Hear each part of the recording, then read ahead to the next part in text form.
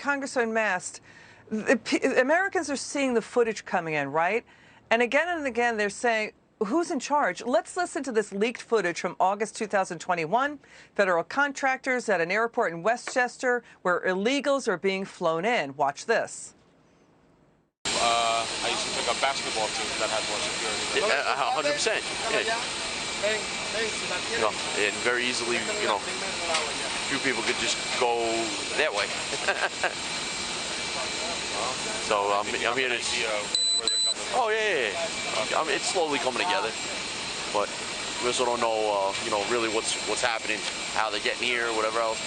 I get the whole secrecy and all this, but this is even above my. Yeah. You know what I mean? Like, you know what I mean? And why? You know why? You know why? Yeah, I know, but why? Yeah. Come on. No, but what's the big secret? Everybody knows it's happening. You know why? Because if it gets out, the government's betraying the American people.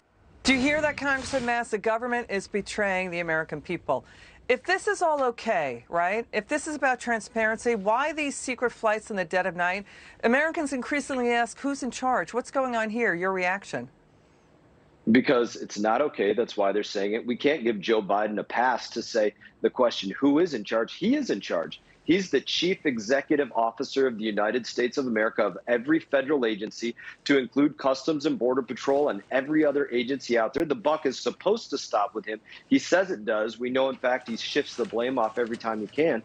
But let's tie this one back to supply chain real quick, right? CBP. We know there's not nearly enough CBP workers in the ports and other places where there are those log jams, and all those goods coming in from overseas need to be checked out. How about we take those CBP officers, and instead of them moving people around the country illegally, they go to work in the ports to help solve the supply chain crisis? Interesting. That would be a solution.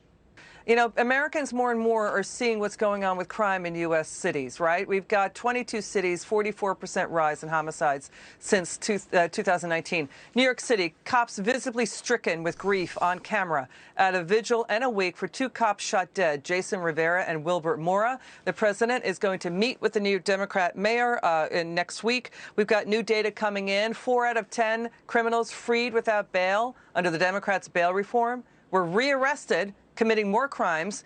Nearly 1 out of 4 were rearrested on dangerous felony charges. Your response to that? Yeah, these are the progressive windsock policies that Joe Biden is following. Let's defund the police. Let's bring an end to bail. Let's go out there and say anytime that a law enforcement officer responds to an issue, the number one thing that we're going to jump to is, was that a racist action, instead of, was somebody committing a crime and was the officer doing what he was hired by the city, by the municipality, whatever to do? Go out there and protect the people that aren't breaking the law.